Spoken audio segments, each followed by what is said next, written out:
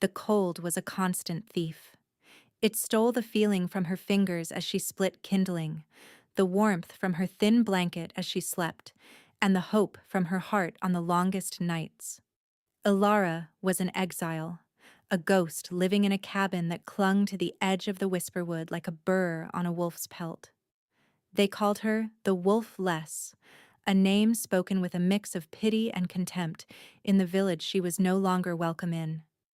On her 18th turning, when every other youth had felt the snap of bone and the fire of their first shift, she had felt nothing. Just the same hollow ache of being human. Utterly, disappointingly human. Her existence was a rhythm of survival.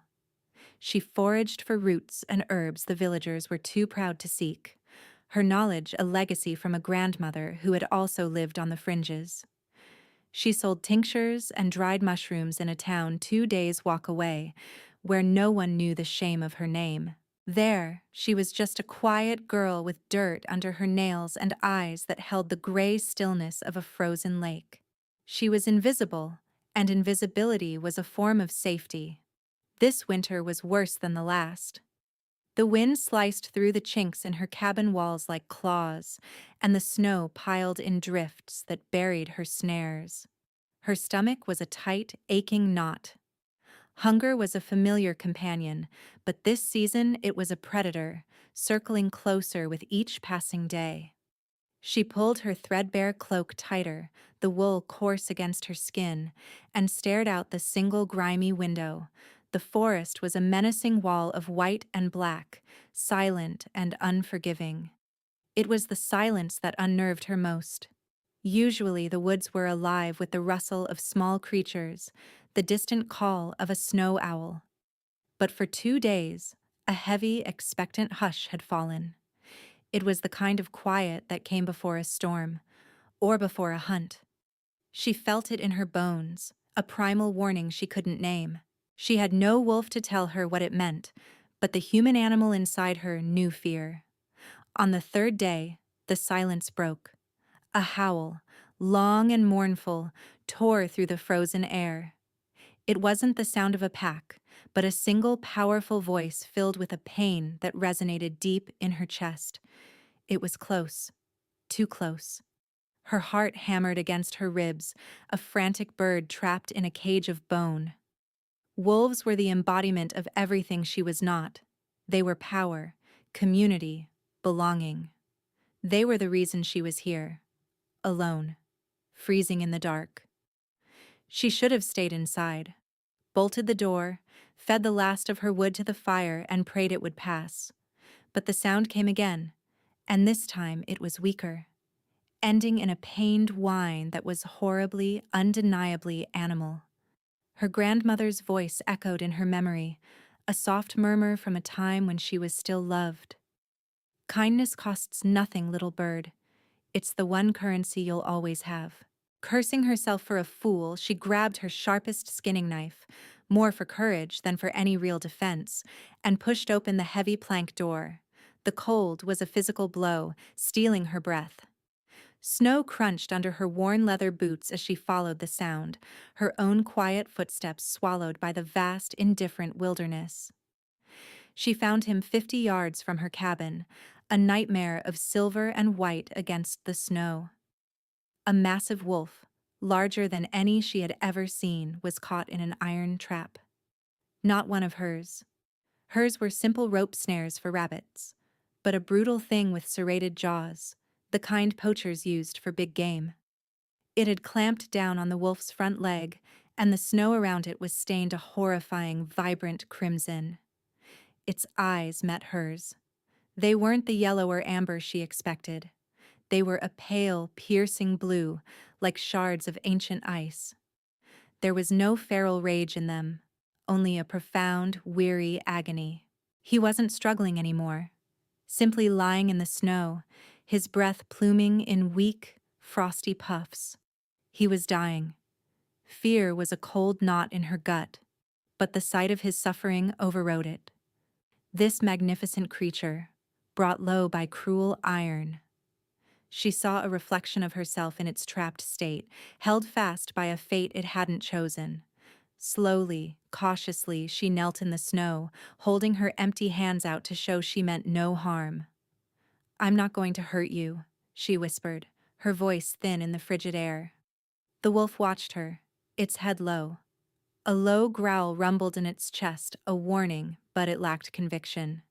It was the sound of pain, not aggression. The trap was a complex, cruel mechanism. She needed leverage to pry the jaws apart. Her fingers, already numb, fumbled with the cold metal. The wolf's blood was warm on her skin for a moment before the cold stole that too.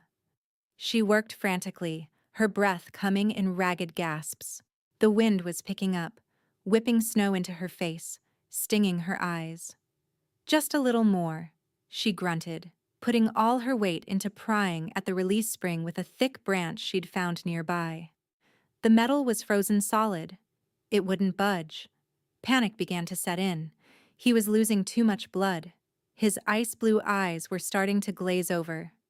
Desperate, she abandoned the branch and put her bare hands on the frozen iron jaws. She pulled. Her muscles screamed in protest, the skin of her palms tearing against the rough, frigid metal. For a moment, nothing happened. Then, with a groan of protesting metal and a sickening crack, the jaws sprang open. The wolf let out a sharp cry and scrambled back, dragging its mangled leg. It was free. Ilara fell back into the snow, her strength completely gone. The world swam in a dizzying gray haze. The adrenaline that had fueled her vanished, leaving behind only the gnawing cold and the searing pain in her hands. The massive silver wolf stood a few feet away, watching her, its gaze intense. Then, its legs buckled. It collapsed back into the snow. A wave of blackness washed over her. Her last conscious thought was of the irony. The wolfless, dying in the snow beside the most powerful wolf she had ever seen. She woke to movement, a gentle, swaying rhythm, and warmth, a strange, deep warmth that seemed to come from outside her own body. She was being carried. Strong arms were wrapped around her, holding her against a chest as broad and solid as an oak tree. She cracked open her heavy eyelids. A man's face was above her, framed by the swirling snow. His features were harsh, carved from stone and ice, with a sharp jaw and high cheekbones. His hair was the same silver white as the wolf's fur, long and unbound, whipping in the wind. But it was his eyes that stole her breath. They were the same eyes, the same impossible, piercing ice blue. He looked down at her, his expression unreadable, a mask of cold control. She realized with a jolt that she wasn't wrapped in fur or blankets. She was pressed against his bare chest. The skin should have been freezing in this weather, but it wasn't. It was cool, yes, but beneath it radiated a strange, contained energy. She could feel the steady, slow beat of his heart against her cheek. Panic flared, hot and sharp. She struggled, a weak, pathetic movement. "Who are you?"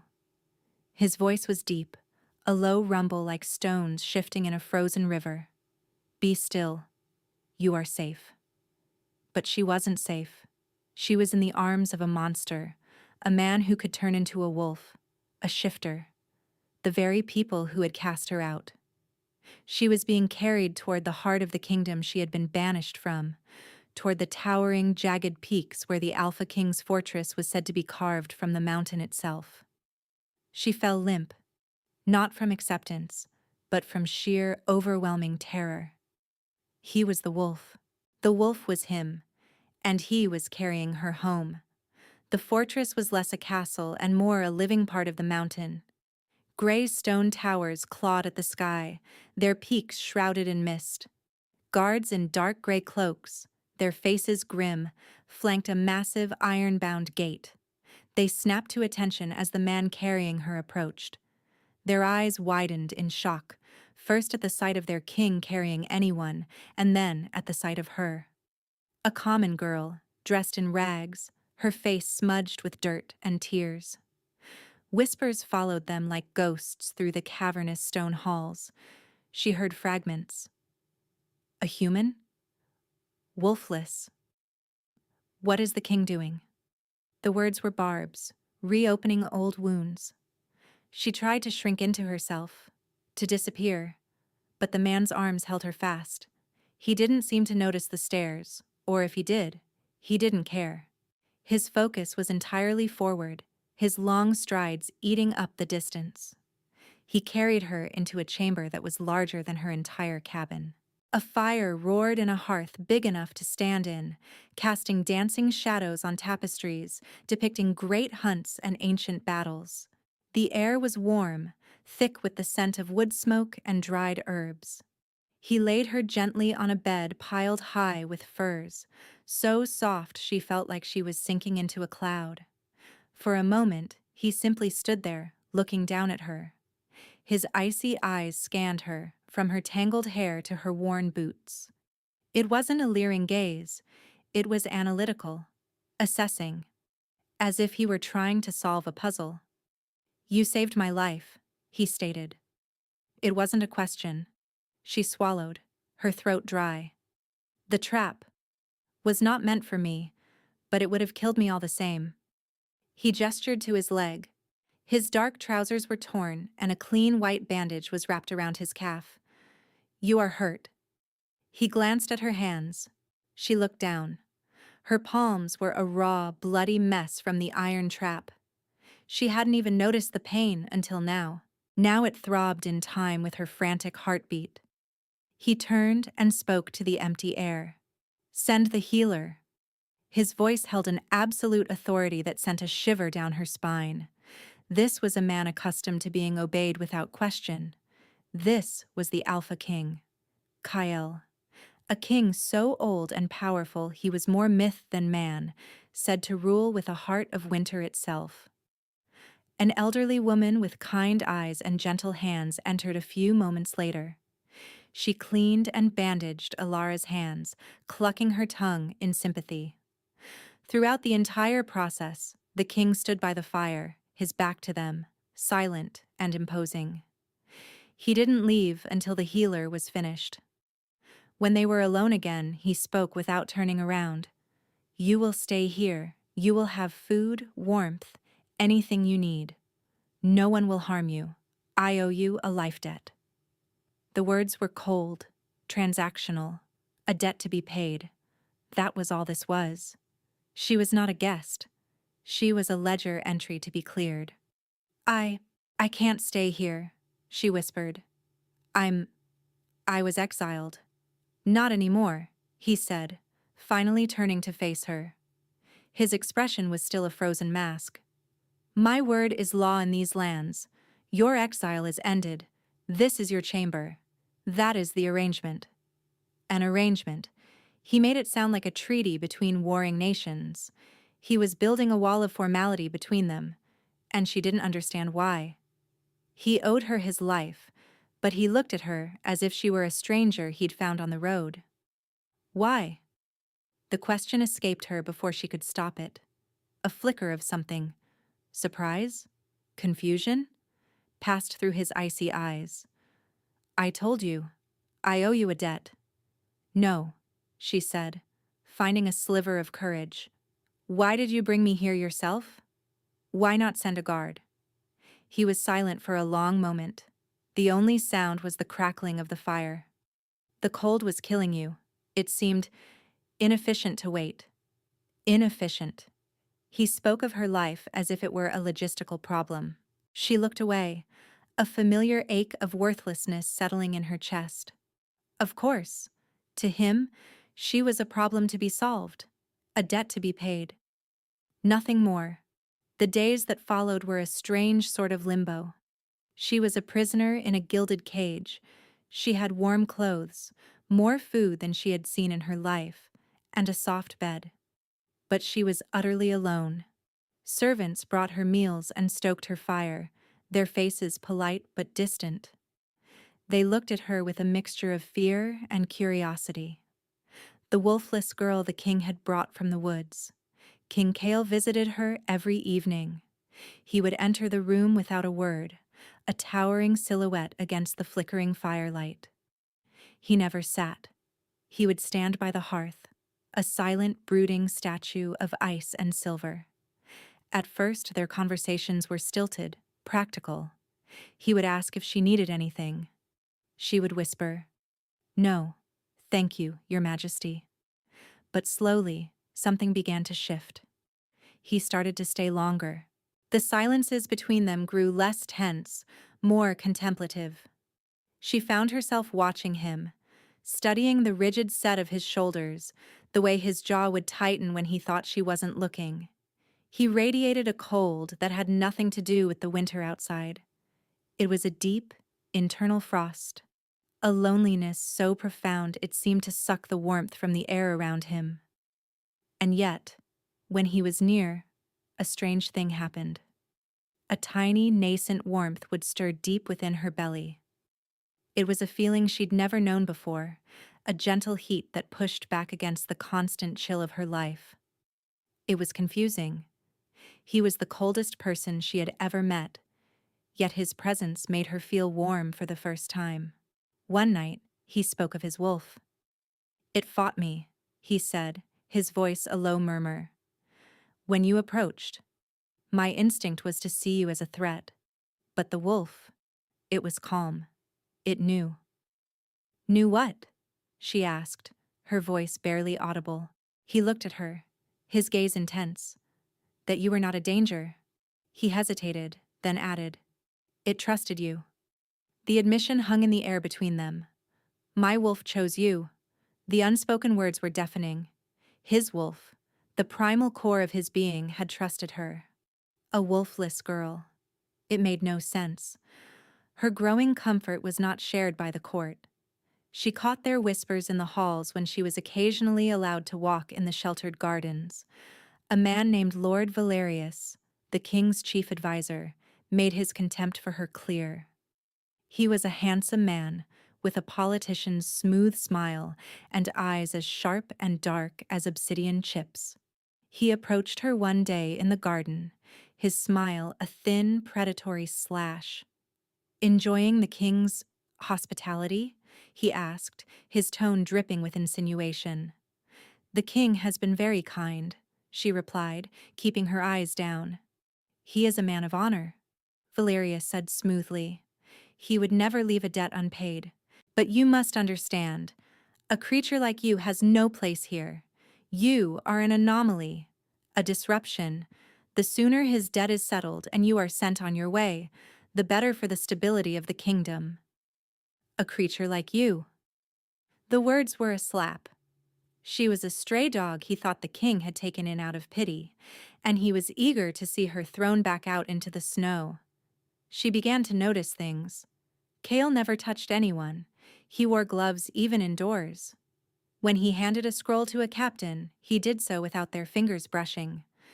A strange, faint rime of frost would sometimes cling to the metal of his gauntlets or the hilt of his sword, even in a warm room. The court gave him a wide berth, their respect laced with a deep, instinctual fear that went beyond his authority. They were afraid of his touch. That night, Kale seemed more withdrawn than usual. The cold emanating from him was palpable, a heavy pressure in the room. He stood staring into the fire, his hands clenched into tight fists at his sides. "Is something wrong, Your Majesty?" she asked softly. He flinched as if her voice had physically struck him. He turned, and for the first time, she saw a crack in his icy facade. There was a deep, raw pain in his eyes, an ancient weariness that made him look older than the mountains. "There is a sickness in my bloodline," he said, his voice rough. "A cold. It has been this way for centuries. It grows, stronger, with time." He was admitting a weakness. To her, a wolfless nobody. "Is there no cure?" He gave a short, harsh laugh devoid of any humor. "The healers say it is a curse from the moon goddess herself. There is no cure." He looked at her, and the raw vulnerability in his gaze made her heart ache. "Sometimes, when I am in this room, it feels less." Her breath caught. He felt it too. The strange interaction between his cold and her nascent warmth. He wasn't just paying a debt. He was coming here every night because her presence gave him a moment's relief from a centuries-old agony. The arrangement was not for her benefit alone. He needed her. The realization was a staggering blow, shifting the very foundations of her world. The next day, Lord Valerius called a formal council meeting. Ilara was summoned to attend, an order that sent a chill of dread through her. She was made to stand by the side of the great hall, a silent observer, while the lords and pack alphas of the kingdom assembled. The tension was thick enough to cut with a knife. Valerius began by speaking of dwindling resources and the harsh winter, his voice smooth and reasonable. But his true target soon became clear. He spoke of ill omens, of disruptions to the old ways. His dark eyes kept flicking to her. "We have an unknown quantity in our midst," he said, his voice ringing with false concern. "A wolfless girl, taken in by our king. While His Majesty's honor is unimpeachable, we must ask ourselves, what influence does this human girl have? What is her purpose here? Magic is a fickle thing. Some are born to heal and some are born to drain." Murmurs spread through the assembled lords. They looked at her, their faces a mixture of suspicion and fear. She felt like a rabbit surrounded by a pack of hounds. Kale, seated on his throne of carved stone and dark wood, had been silent, his face a mask.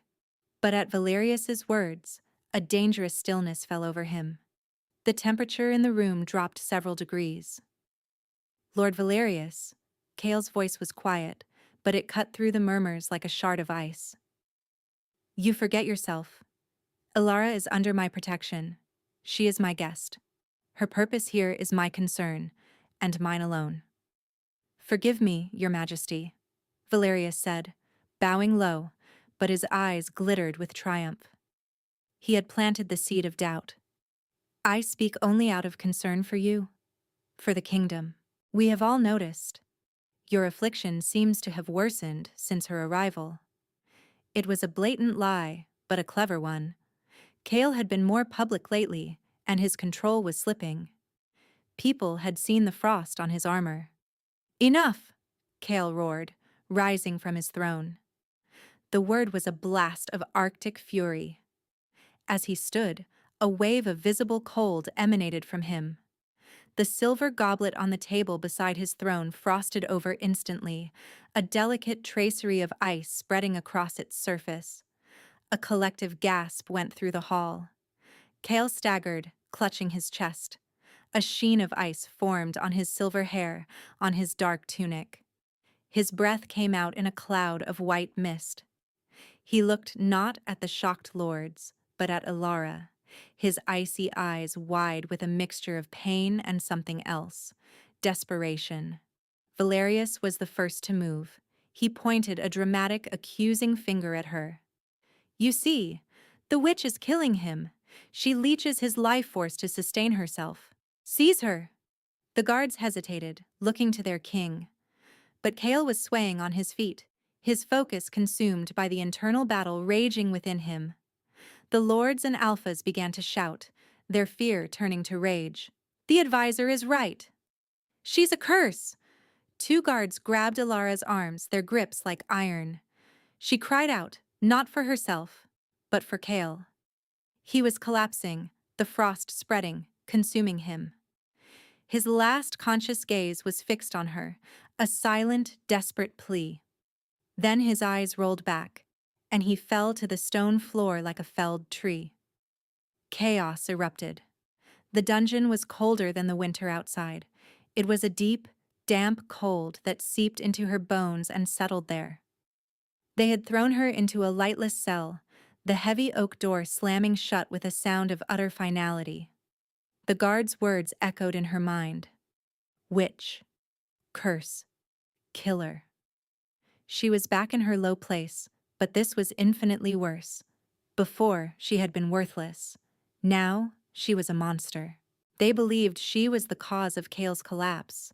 They thought she was draining the life from the one person who had shown her any kindness, the one person whose presence made her feel whole. Despair was a suffocating blanket. Valerius had won. He had turned the entire kingdom against her and used Kale's own vulnerability as the weapon. He would let the king die, blame her for it, and likely seize power in the ensuing chaos. And Kale? Kale was dying. The image of him collapsing, encased in ice, was burned into her mind. She curled into a ball on the filthy straw, shivering uncontrollably. Was it true? Could she be the cause? Was this strange warmth she felt some kind of parasitic magic she didn't understand? The self-doubt was a poison, whispering that Valerius was right. She was a broken thing, and she broke everything she touched. Hours passed. Or maybe it was days. Time had no meaning in the dark. But as the initial shock wore off, something else began to stir beneath the fear and despair. It was a hot, fierce spark of rage.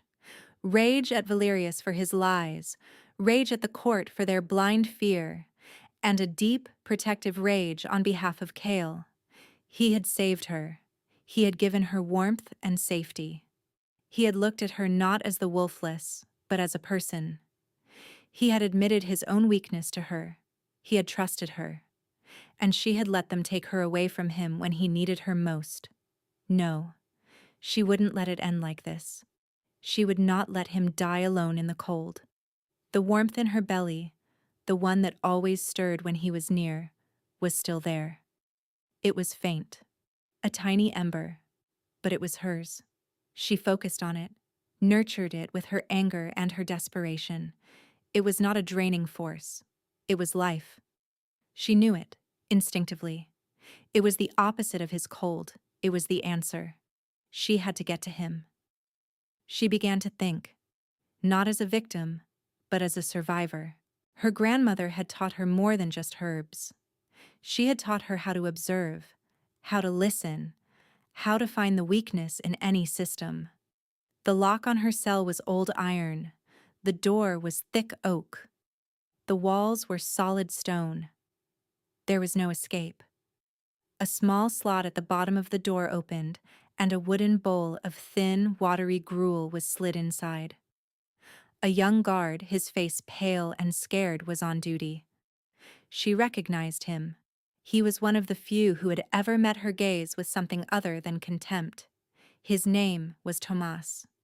"Please," she whispered, her voice hoarse. "You have to help me. The king is dying. Lord Valerius is lying." "I can't." The boy stammered, not meeting her eyes. "Lord Valerius gave the orders. No one is to see you." "Thomas," she said, her voice gaining strength, "I saw the way the king looked at you when you reported for duty. He was proud. He is a good king. Valerius will let him die. I am the only one who can help him." She pressed her face to the slot. "I know you're afraid, but your king is dying. Is your fear greater than your loyalty?" He was silent for a long time. She could hear his ragged breathing. Finally, he whispered, "What they say you are? A witch." "I am just a girl, Thomas. A girl who was saved by your king. Now it's my turn to save him." She waited, her heart pounding. The silence stretched. She thought he had gone. Then she heard the faint scrape of a key in the lock. The heavy door creaked open just enough for her to slip through. "The king's chambers are heavily guarded," Tomas whispered, his eyes darting nervously down the empty corridor. "Valerius has them sealed." "Just get me to the upper levels," she said. "I'll do the rest." He led her through shadowed servant passages and up winding stone staircases, his torch casting flickering shadows on the walls. Twice they had to press themselves into alcoves to avoid passing patrols loyal to Valerius. The entire fortress was on high alert. They reached the royal wing. Two of Valerius's personal guards stood before the massive oak doors to Kale's chambers. There was no way past them. "This is as far as I can take you," Thomas breathed, his duty done. He looked at her with wide, fearful eyes. May the goddess be with you." He slipped back into the shadows and was gone. She was alone. The doors were an impassable barrier. But her grandmother had taught her about more than locks. She had taught her about buildings, about how every fortress has a secret heart, a network of passages for air, for smoke, for servants. She scanned the walls, her eyes searching. There. A decorative stone grate near the ceiling, a ventilation shaft. It was a desperate, foolish plan, but it was the only one she had. Using the ornate carvings on the wall as handholds, she began to climb. Her muscles, weak from hunger and cold, screamed in protest. Her bandaged hands throbbed. But the image of Kale, falling and freezing, drove her onward. She reached the grate. It was held in place by old, rusted pins. She worked them loose with the edge of a stone she'd pried from the wall. The grate came free with a groan. She squeezed through the narrow opening into a dark, dusty shaft. The air inside was frigid, colder than the dungeon, colder than the winter night. She was close. She crawled through the darkness, the stone scraping her knees, following the flow of the unnatural cold. She found another grate and looked down. It was his room. The fire in the hearth had been extinguished, its ashes frozen solid. A thick layer of frost covered every surface, the furniture, the tapestries, the floor. And in the center of the room, on the great bed, lay Kale. He was almost completely encased in ice. It was a crystalline cocoon, shimmering faintly in the moonlight that streamed through the high windows. He was perfectly still, his face pale blue beneath the translucent sheath of ice. He looked like a king entombed in a glacier. He wasn't breathing. A terrible, soul-shattering grief washed over her. She was too late. The sound of heavy footsteps and angry shouts echoed from the hallway. Valerius's guards. They had discovered her escape. They would be at the door any second. This was the end. They would find her here, and they would kill her. But she didn't care. If she was going to die, she would die by his side. She pushed the grate open and dropped to the floor, landing with a soft thud on the frost-covered rug. The cold was a physical assault so intense it burned her lungs. She ignored it, scrambling to the bedside. She reached out a trembling hand and touched the ice that covered his chest. It was colder than stone, colder than iron. It seemed to suck the very life from her fingertips. Beneath the ice, she could feel no heartbeat, no life. The pounding on the chamber door began, a rhythmic, splintering boom. They were using a battering ram. Tears streamed down her face, freezing on her cheeks.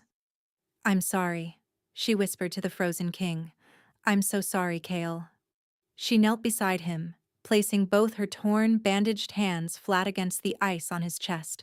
It was not a gesture of magic. It was a gesture of love, of grief, of final communion. She wanted to give him the only thing she had left, the last of her own warmth. "I have no wolf," she whispered, the words a final, desperate confession. A statement of her own inadequacy in a world that valued nothing else. "I have nothing, but I choose you." As the words left her lips, something broke inside her. It wasn't a snap of bone, but a shattering of a dam she never knew existed. The tiny ember of warmth in her belly exploded into a raging inferno. A torrent of golden light and searing heat erupted from her hands, from her very soul. It was not a gentle warmth. It was the heat of a forge, the light of the sun. It poured into the ice, not melting it, but shattering it.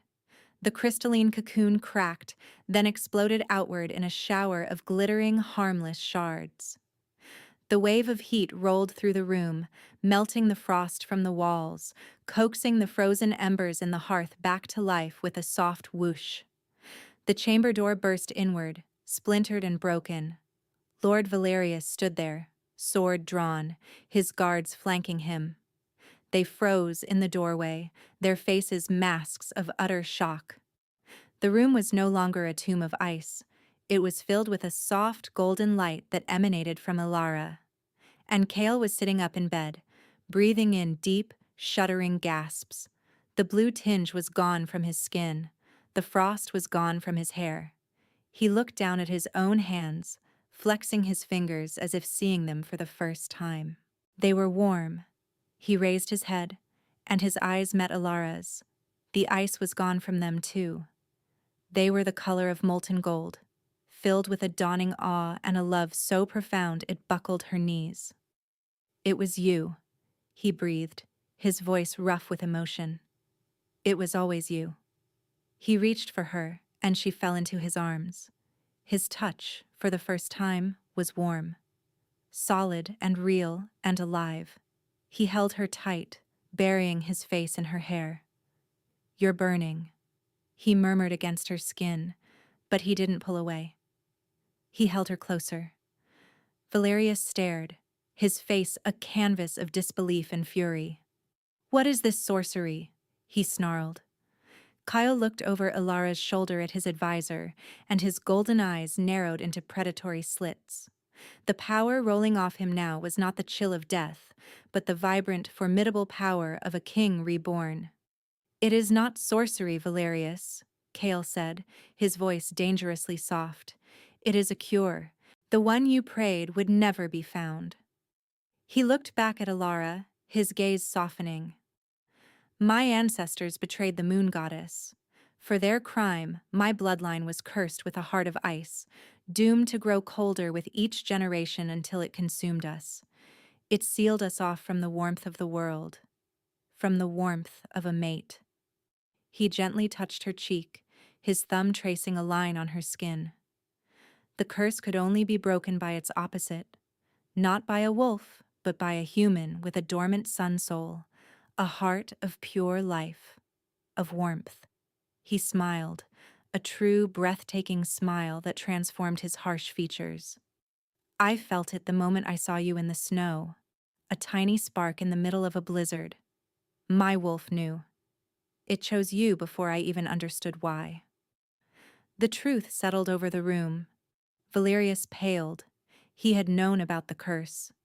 He had known what Alara was, or at least, what she represented. A threat to his ambition. He had orchestrated everything, hoping Kyle would die so he could claim the throne. "Treason," Kale said, the word a death sentence. "And for trying to harm the woman who saved us all." He nodded to the loyal guards who had pushed past Valerius's men. "Take him to the dungeons. He can experience the cold he loves so much." As Valerius was dragged away, screaming threats and curses, Kyle turned his full attention back to Alara. He framed her face with his hands, his golden eyes searching hers. "I have no wolf," she whispered, the old shame still clinging to her. "I don't care," he said, his voice thick with an emotion he had been denied for centuries. "Mine chose you anyway. And so do I." He lowered his head and kissed her. It was not a king claiming his prize, but a drowning man taking his first breath. It was warmth, and light, and a promise of 1,000 sunrises to come. In that moment, the last of the worthless, wolfless girl died, and a queen was born from the ashes. 6 months passed. Spring came to the northern lands, a season of breathtaking renewal. The snows melted, revealing a carpet of green shoots and vibrant wildflowers.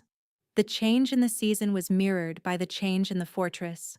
The grim, cold stone halls now felt warmer, more alive. Laughter could be heard in the courtyards. Alara's presence, her innate warmth and kindness, had thawed more than just the king's heart. She was no longer the exile, the anomaly. She was Alara, the sun soul, the queen who had saved their king. The people, once suspicious, now revered her.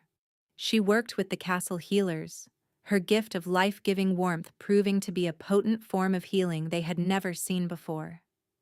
She could soothe fevers, mend broken bones with a touch, and coax withered plants back to life. She had found her place, not through the fire of a wolf's shift, but through the quiet, steady warmth of her own soul. She and Kyle were inseparable. He had spent centuries locked in a prison of ice, and now he was rediscovering the world through her. He found joy in the simple things, the warmth of the sun on his skin, the taste of fresh bread, the feeling of her hand in his. He was still a powerful and decisive king, but the cold ruthlessness was gone, replaced by a measured wisdom and a deep well of compassion he had never been able to access before. One evening, they stood on the high balcony of her chamber, the same one he had carried her to on that first, terrifying day. The sun was setting, painting the sky in hues of orange and violet. A gentle breeze carried the scent of pine and damp earth. She leaned against him, her head resting on his shoulder. His arm was wrapped securely around her waist, his touch a constant, comforting warmth. He was no longer the brooding, silent king who stood by the fire. He was just Kale, her Kale. "Do you ever miss it?" she asked softly. The silence. He considered the question for a moment, his golden eyes watching the last sliver of sun dip below the mountains. "I spent 500 years in silence," he murmured, his voice a low rumble against her ear.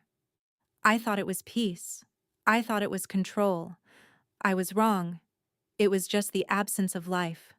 He tightened his arm around her. "You are not silence. You are music." A comfortable quiet settled between them, a shared peace that needed no words. Below them, the kingdom was thriving. The lands were more fertile, the people more prosperous. The king's new warmth seemed to be healing the very earth itself. She thought back to the girl shivering in her tiny cabin, convinced she was a broken, worthless thing. She had believed her lack of a wolf was her defining feature, her greatest failing. But it had been her humanity that had saved them, her kindness, her warmth. Kale turned her to face him, his expression serious. "I never thanked you properly." She smiled. "Kale, you gave me a home, a purpose. You gave me everything."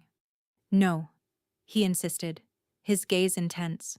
"You freed me from a prison I didn't even realize I was in. You saved me from myself." He touched the spot over his heart. "It's warm. It's been warm since the day you touched me. For that, I will spend the rest of my very long life thanking you." He kissed her then, a slow, deep kiss filled with the quiet certainty of a love that had conquered a centuries-old curse. The world had once discarded her for being merely human, but to the most powerful man alive, her humanity was the most potent magic of all. She was not wolfless, she was his, and together they had brought the sun back to the frozen north.